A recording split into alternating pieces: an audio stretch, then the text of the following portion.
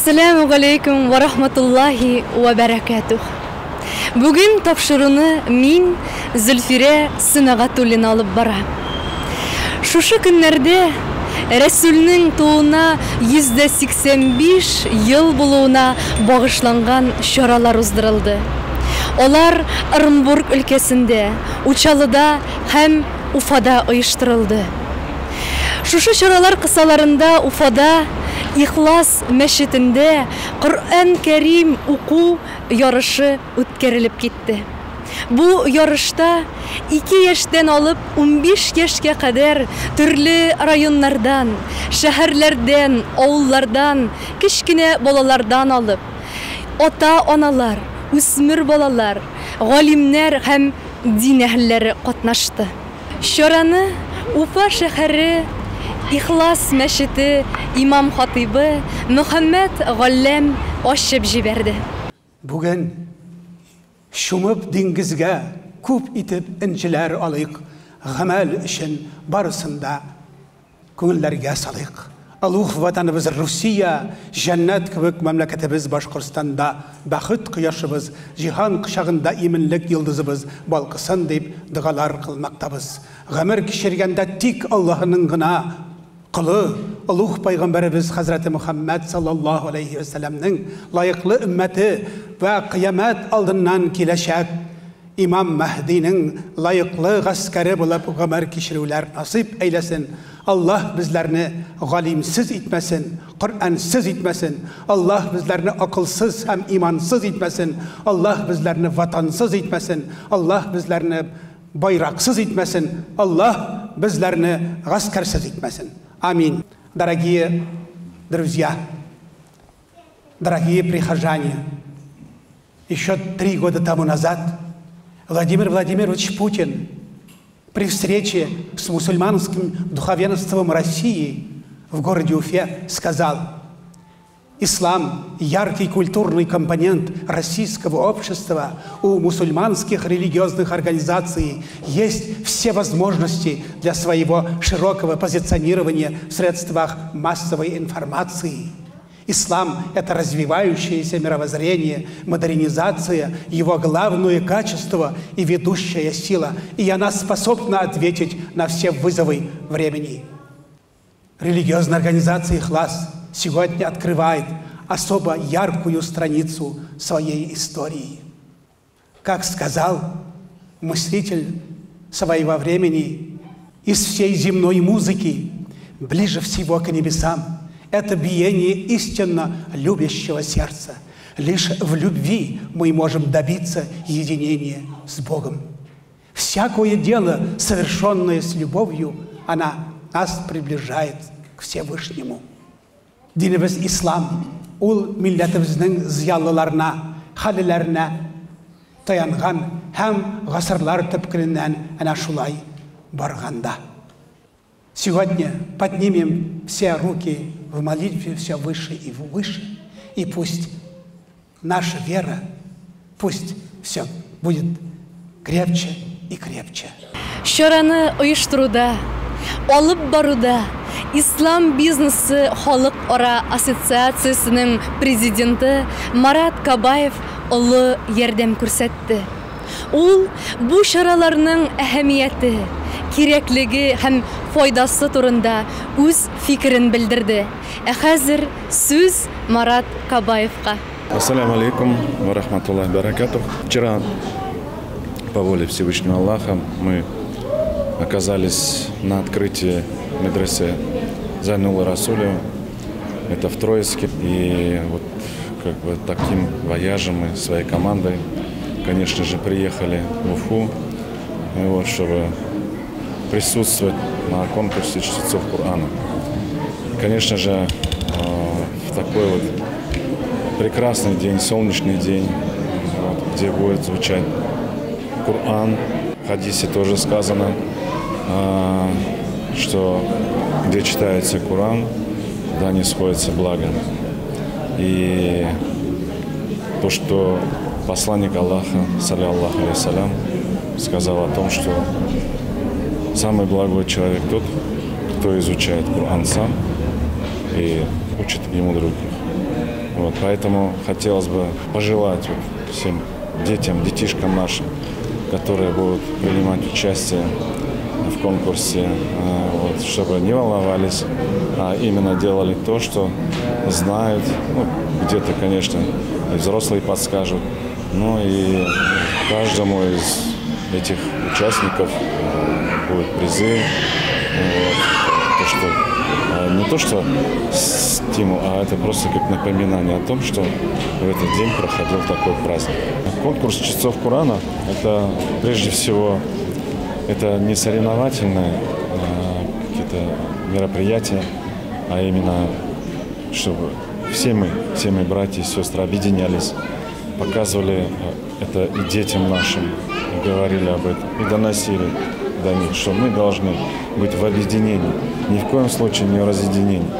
Разъединять и властвовать это может каждый, да, но нам нельзя поддаваться этому, поэтому мы должны быть в объединении, мы должны быть законопослушные граждане своей страны, мы должны быть патриотами своей страны. Поэтому вот хотел бы к этому призвать всех. Бу ярыш беренче тапкыр гына үткәрелми. Аны оештыруда төрле иҗтимагый оешмалар, милләтебезнең янып торган олуг шәхесләре ярдәм итә. Шулай ук үз ярдәмен Уфа шәһәренең администрациясе дә белдерде. Безнең Өфе калаһын сын мәгънәһендә Россия Федерациясының рухи Мәккәһе дип әйткәндә була, чөнки безнең калала 1782 елдан алып Екатерина II указы буенча үдәк диния назараты барлыкка килгән һәм ул бүгенге көндә лә бик әүдем рәвештә эшләй һәм бездә bunday сараларды үткәрер өчен бүтән шартлар булдырылган һәм бу изге башлангычты һәр вакыт хупларга кирәк дип хәтләйм. Бу сараларның максаты изге, чөнки бу яшь буынды рухияттан, мәдәнияттан тәрбияләүгә юнәлтелгән һәм бу бик саваплы эшендә. Bunday саралар киләчәктә лә үтеп торган. Чыннан да Коръән Кәрим уку ярышы күңелгә шул кадәр җылылык, якты нур өстәде. Бу бәйгедә кичкенә 2 яшьтән алып 15 яшькә кадәр балалар катнашты. Алар Коръән Кәрим сүрәләрен, аятларын укыды. Киләчәктә бу балаларда безнең милләтебезгә булган өметебез һәм киләчәгебез дип ышанабыз. Карагыз әле сез аларны. Рахман-рахим, малики йомиддин, ияка набуду, ияка настаин. Бисмиллахир-рахманир-рахим, алхамдулиллахи раббил аламин, ар-рахманир-рахим, малики йомиддин, ияка набуду, ияка настаин. اهدنا الصراط المستقيم صراط الذين أنعمت عليهم غير المغضوب عليهم ولا الضالين آمين. سورة إخلاص. بسم الله الرحمن الرحيم. قل هو الله أحد الله الصمد لم يلد ولم يولد ولم يكن له كفوا أحد. الحمد لله. بسم الله الرحمن الرحيم. ياسين والقرآن الحكيم إنك لمن المرسلين تنزيل العزيز الرحيم لتنذر قوما ما آباؤهم فهم لا يؤمنون. Assalamu alaikum, wa alaikum salam. Мужева мира вам, счастья, радости, любви. При саляме осыпаются грехи.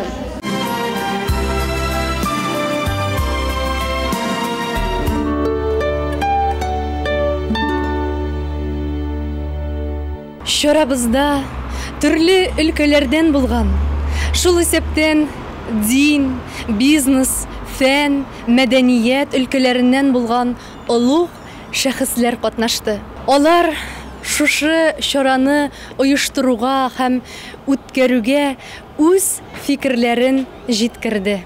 Марат Казакович Кабаев, общественный деятель, довольно известная личность, человек не только у нас в России и уже становится за рубежом. Вот такие мероприятия, такие праздники мы будем стараться проводить очень часто, объединять религию в одно единое целое, именно ислам. К сожалению, у нас в России все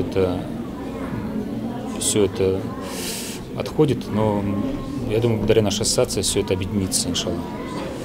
И уже есть какие-то определенные результаты, есть свои плоды положительные, что к нашей ассоциации уже мы существуем чуть меньше 2 лет, это примерно 1,5 года. За 1,5 года мы очень проделали большую работу. И работа в чем заключается? Это объединение бизнесменов. Бизнесменов, чей бизнес основан на канонах ислама. В нашу ассоциацию могут вступить и христиане, и иудеи, и евреи, и мусульмане.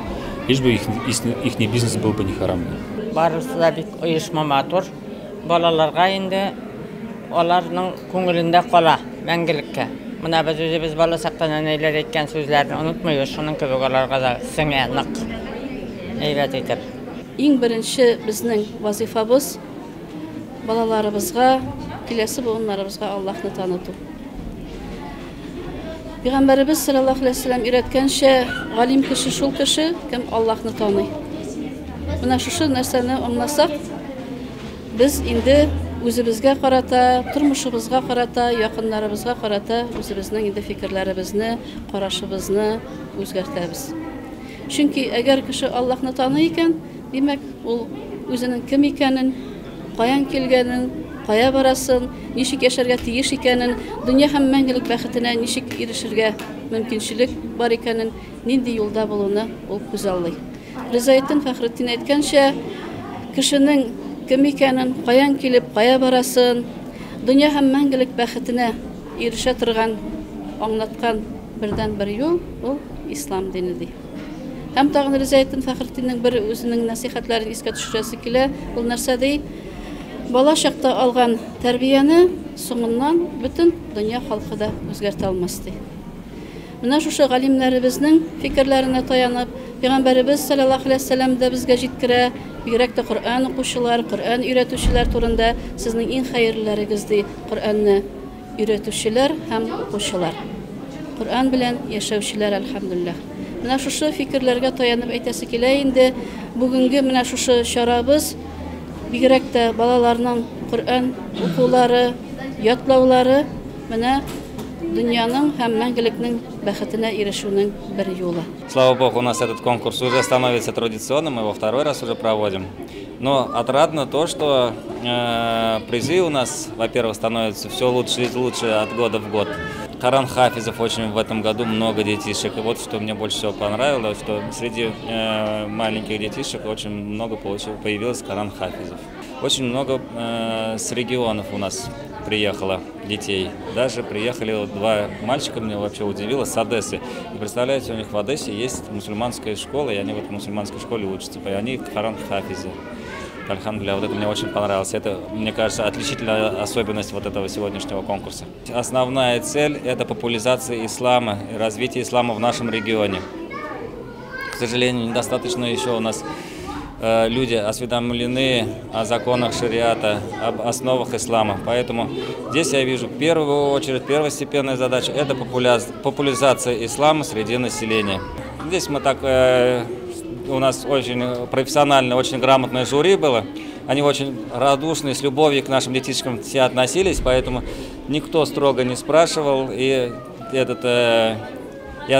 заранее была такая установка, что то есть такой индивидуальный подход к каждому ребенку по уровню знаний.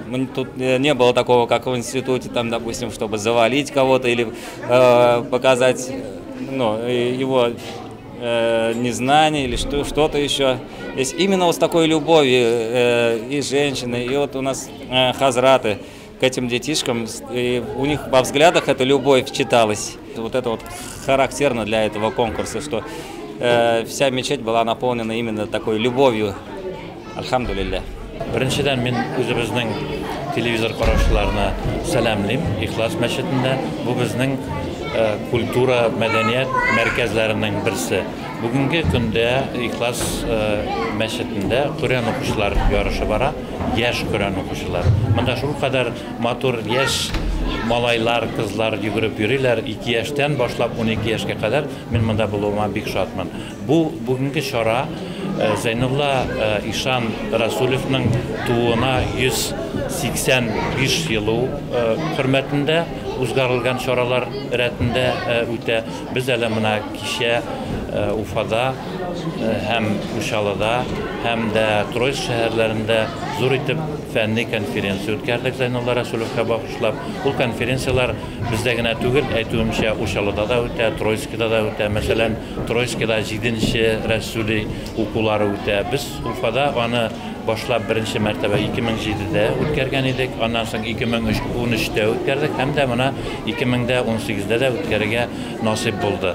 Бу чараларның төп максаты безнең яшьләребезне генә түгел, һәм бәлки өлкән яшьтәге агайларыбызны, апаларыбызны да Зайнулла Расуловның тәрҗемәи хәле һәм кылган эшләре белән таныштыру гына түгел, безнең үзебездә галимнәребезне дә һәм имамнарыбызны да ислам тәгълиматының ни булганын һәм ислам тәгълиматы эчендә суфичылык тәгълиматы һәм суфичылык хәрәкәтенең тарихтагы уйнаган ролен да ачыклап үтү булды.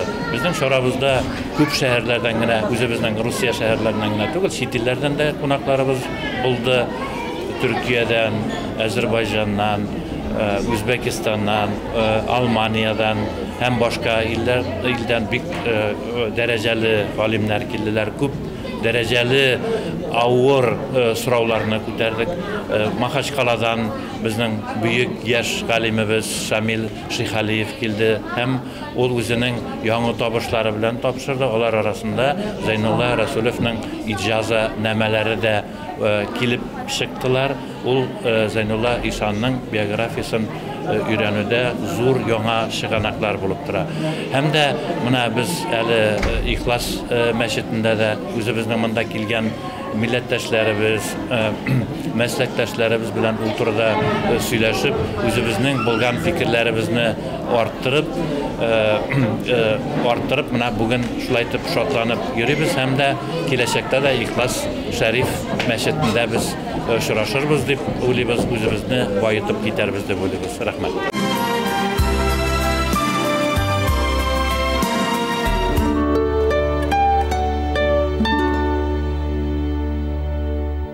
Бүгенге үткәрелгән Коръән Кәрим уку ярышы сыман чаралар киләчәктә безнең телебезне, мәдәниятебезне, рухыбызны, динебезне һәм гомумән киләчәгебезне саклап калуда аерым зур роль уйный. Бүгенге сыман чаралар чыннан да халкыбыз өчен әһәмиятле һәм файдалы. Шулай ук яңарак кына безнең программабыз Камышлы Тамак авылында кунакта булды. Анда Ак Калфак исемле иҗтимагый оешманың тагын да бер яңа филиалы ачылды.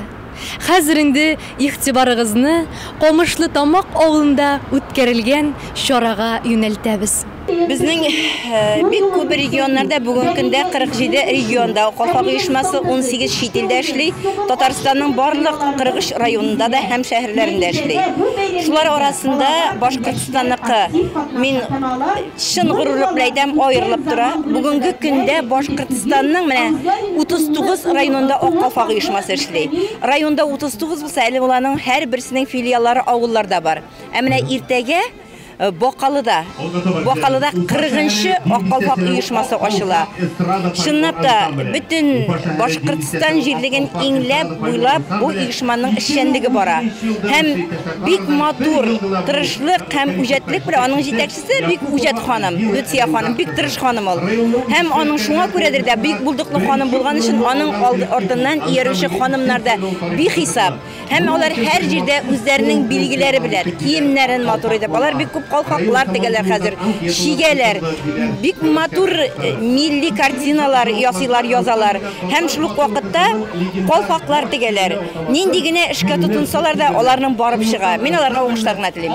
Алла гөлле сәйләм булып тезелдек без бер җиргә. Алла гөлле сәйләм булып тезелдек без бер җиргә. Чыктык әле каршыгызга ошарбыз микән сезгә. Чыктык әле каршыгызга ошарбыз микән сезгә. Сәйлән сәйләннәре нуры яра биләсен.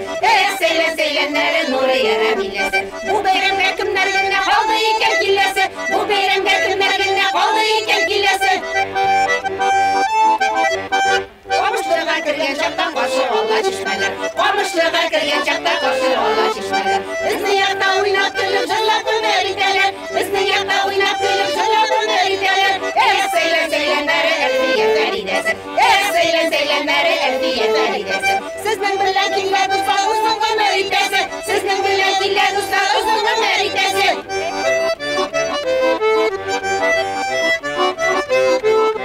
Таңатканда шүчүк итеп кошлар сайрый таңларда. Таңатканда шүчүк итеп кошлар сайрый таңларда. Туган ягыңны онытып йөрисең син кайларда. Туган ягыңны онытып йөрисең син кайларда. Сәйләннәре Луиза Венерасы. Сәйләннәре Луиза Венерасы. Кирәк матур авылыбыз, кирәк түгел каласы. Кирәк матур авылыбыз, кирәк түгел каласы. Күрәсез, Бакалы районы Камышлытамак авыл халкы кунакларын әнә шулай сөю, сәгадәт, бәхет, бәрәкәт хисләре белән каршы алдылар. Бу авылда безләр һәм бөтен кунаклар бу авылның мәгънәви һавасын булдырган Аллаһ йорты мәчеттә башларын сәҗдәгә куйдылар. Аннан соң алар авылның каһарманнары сугыш halak buluşu, vatan için, millet için, din hem İslamiyet için şahit bulganlarının kabirlerini ziyaret etti. Hem onların ruhuna dualar okuldu. Dağı da mühimi, balalarımız, altın nesillerimiz gılip algan, terbiyelengen mektepte bulduk. Bu mektep ayrıca tüzük, görkem. Hem bu işraşularda bütün Россия Akkalfak Tatar hanımlarının Başkistan boyunca yetekçisi Lütfiye Hanım Vafine bülekler tapşırdı. Tatar dili bölmesinde özünün nasihatlerin, niyetlerini de bildirdi. Gılmen bu avlının bulduklı halkı özünün kabiliyet, selatin neşuşu işraşularda aş su ustaları, ağaç ustaları hem de kul ustaları özlerinin salatlarını görsettiler. Muhtereme Lütfiye Hanım Vafine köp balalar ailelerge hem avuldağı aldınğı hizmetkarlarga istelikli bülekler tapşırdı. Kamışlıtamak halkına biz halkımızın avuz jawharlarında, jırlarında aytilgancha sözler, dualar bilen tilekler tileymiz. Toprağına altın şeşseler de jetmey bizning tuğan illerde. Bu xalq baxtli, bu xalq baxtiyar. Chunki ular o'z ilində, o'z yerində, o'z uyində, o'z kuyi bilan matur g'amar kechiradilar.